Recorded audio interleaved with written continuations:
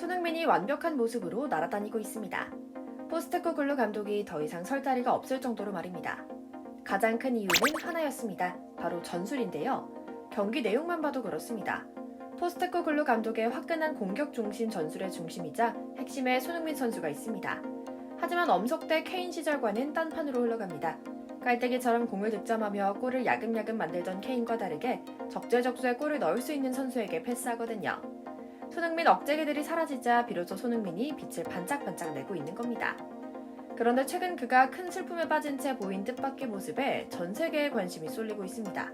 그가 어린 나이에 토트넘에 와서 적응하던 시기에 누구보다 앞장서 그의 편을 들어주고 응원했던 토트넘 구단 이사회 피트 헤인이 세상을 떠난 뒤 보인 변화였는데요. 피트 헤인은 구단 측에서 누구보다 손흥민과 가장 마음을 많이 나눈 인물이었기에 가슴이 더욱 먹먹했는데요. 현지 언론은 서양인들 관점에서는 도무지 이해하기 힘든 이런 손흥민의 행동이 이번이 처음이 아니라는 점에 주목하고 있는 것 같습니다. 반년 정도 전에도 경기 중 팔에서 검정색 밴드를 뺀 뒤 하늘로 들어 보이는 세리머니를 펼친 적이 있거든요. 전매 특허 찰칵 세리머니 대신 차분하고 어두운 표정으로 보인 모습이었는데요. 백혈병으로 세상을 떠난 지안 피에로 벤트론의 토트넘 피지컬 코치를 추모하는 세리머니였죠. 워낙에 정이 많고 따뜻한 성격으로 유명한 손흥민인데다 벤트론의 코치는 유난히 손흥민을 챙기고 아낀 친구였기에 더욱 가슴이 먹먹해지는 장면이었죠. 불화파 언론들은 소니의 이런 지극히 한국인스러운 모습과 관련해 또다시 감동하고 있는 겁니다. 어찌 보면 감정 교류가 어려울 것 같은 백인 노신사들과 어떤 일화가 있는지, 이 인물들이 소니에 대해 어떤 이야기를 남겼는지에 주목하고 있고요. 오늘은 바로 이 이야기를 전해드리려고 합니다. 잠시 저희 광화문 브리핑 구독 설정도 부탁드려요. 손흥민은 이제 완전히 돗자리를 깔았습니다. 그동안도 팀의 주축으로 뛰었지만 정말 그의 진가가 드러난 것은 이번 시즌이기 때문입니다. 단순히 리더십만 뛰어난 주장이 아니라 필요하다면 골까지 몰아칠 수 있는 진짜 멋진 선배가 되기 때문인데요. 이런 그도 처음 22세의 어린 나이에 토트넘에 입성했을 때는 잉글랜드 무대에서 스스로를 증명하지 못한, 즉 서양인들 눈에는 확신 없는 한국인 선수였습니다. 그만큼 감독을 포함한 동료들에게 손흥민은 예의 바르고 성실하지만 아직 자신이 경기력을 보여주지 못했다 생각했고 알게 모르게 기회를 적게 주거나 우선순위에게 뒤로 밀리는 등의 불이익을 겪고 있던 상황이었는데요. 물론 소니는 이미 독일에서 서양인들의 이런 알게 모르게 차별에 익숙했기 때문에 그저 자신을 갈고 닦는 데 집중합니다. 피트 헤인 역시 이런 그의 속 깊은 모습을 간파한 구단 측 인물이었던 것 같은데요. 토트넘 팬 출신 이사회 멤버였던 피트 헤인은 팬들의 의견을 대표해 구단 운영 방식에 영향력을 행사하고 클럽과 함께 지역사회에 봉사하는 일을 맡은 일종의 팬 대표였는데요. 자연히 늘 팬을 챙기고 구단과 팀과 동료에 헌신하는 그는 팬들 눈에 복덩이 그 자체였을 겁니다. 그래서인지 철저히 계산적이고 냉정해 선수를 사람으로 보지 않고 자신들 용병이나 물건점으로 대하듯 막무가내인 구단 수뇌부에 대응해 선수 입장을 대변하는 힘을 내는 피트 헤인은 소니를 위해 싸워준 적도 있었는데요. 대표적인 것이 매 시즌 한 번씩 문제됐던 인종차별 이슈였습니다. 90대가 된 나이에도 이런 일이 생길 때면 소니를 찾아가 안아주며 내가 너와 항상 함께 있을게 라고 격려하는 것은 물론이고 구단의 관련자를 엄벌해야 한다며 압박을 했다는 일은 이미 구단에서는 유명한 이야기라고 하죠. 뿐만 아닙니다. 지금은 번쩍번쩍하리만큼 좋은 토트넘 홈구장이 처음 지어지는 과정에서 원주민의 알바키 주택의 후한 보상안을 마련하는 데 앞장설 만큼 엄청난 노력을 기울인 피트 헤인이 보는 앞에서 일종의 신장개업 슛을 넣어 첫 골을 성공시킨 것도 소니였는데요. 이처럼 피트 헤인과 손흥민의 관계는 뭔가 말로만 설명할 수 없는 끈끈한 정이 있는 사이였습니다. 오로지 구단과 선수들을 위해 뛰는 피트 헤인의 이런 모습은 다른 팬들에게 귀감이 되기도 했고요.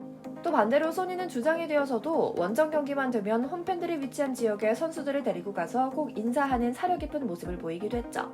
이런 일화로 가득 찬 피트 헤인은 최장암으로 세상을 떠났습니다. 소니가 낙담하고 슬퍼할 만한 일이죠. 구단에 마음 주고 정주며 붙어있는 여러 따뜻한 인물 중 하나였을 테니까요. 그런데 이렇게 소니가 구단 인물과 깊이 교류한 것은 피트 헤인이 처음이 아닙니다. 벤트론의 코치는 생전에 늘 손흥민을 차원이 다른 기계 같다고 표현하며 모두가 손흥민을 비난하던 시절에도 그의 지근거리에서 그를 응원하고 보듬어주는 친구였습니다. 지난해 11월 토트넘에 합류한 벤트론의 코치는 피트니스 전문가로 토트넘 선수들의 체력 훈련을 진두지휘하는 전문가였는데요. 선수 저마다의 개성에 맞춰 개별 훈련을 기획하고 세심하게 관리할 정도로 열정적이고 뛰어난 코치였습니다. 그러나 손흥민과 그의 관계는 조금 더 특별했습니다. 이들의 우정은 서로를 존중하는 것을 넘어 인간적으로까지 발전했는데요. 손흥민 선수는 그를 아버지처럼 여기고 따를 만큼 인격과 성품이 뛰어난 분으로 소개했고 벤트론의 코치는 손흥민을 근래 보기 힘든 멋진 청년이라고 소개합니다. 당연한 일이긴 합니다.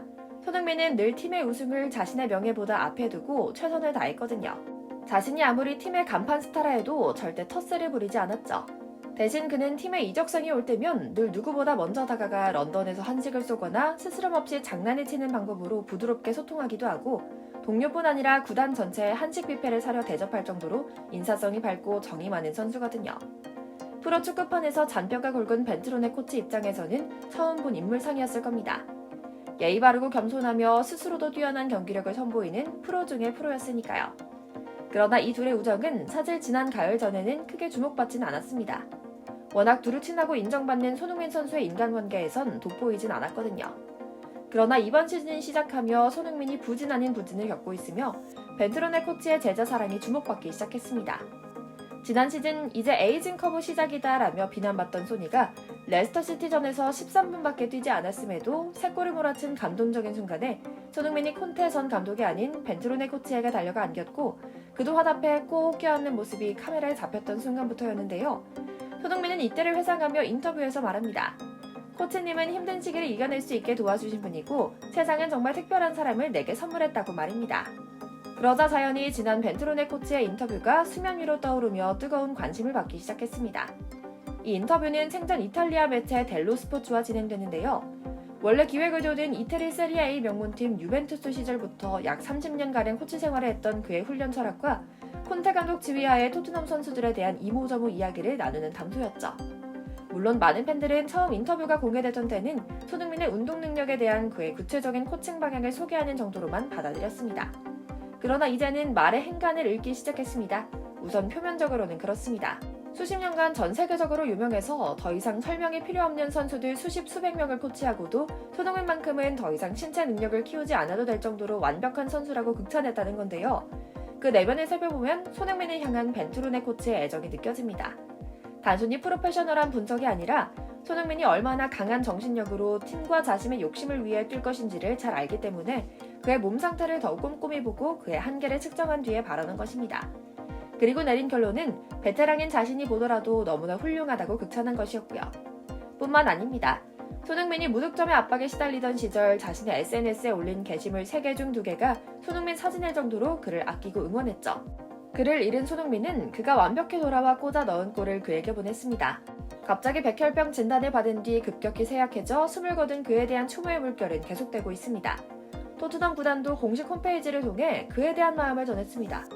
그라운드 안에서 우리는 그에게 의지했고 밖에서는 사랑했습니다.